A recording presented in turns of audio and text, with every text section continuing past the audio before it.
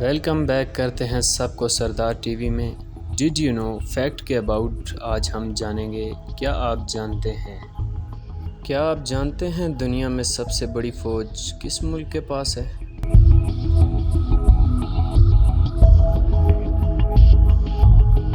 चाय की प्रोडक्शन सबसे ज़्यादा किस मुल्क में होती है?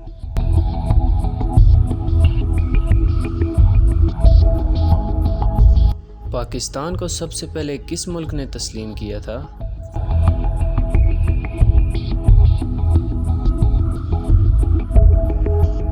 दुनिया का सबसे बड़ा जंगल कौन सा है?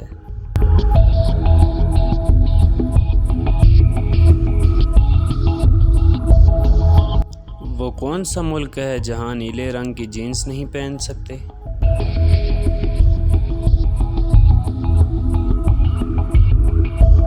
वो कौन सी तारीख है जिस दिन सबसे कम अमवात होती हैं?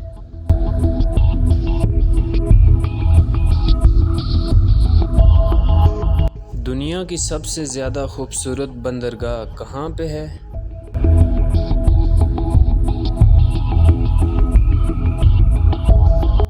दुनिया की सबसे बड़ी टैक्सी कंपनी कौन सी है?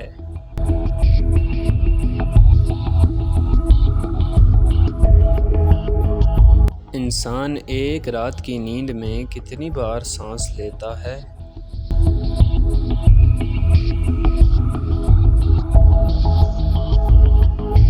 ऐसी कौन सी चीज़ है जिसे हम पीने के लिए खरीदते हैं मगर पीते नहीं?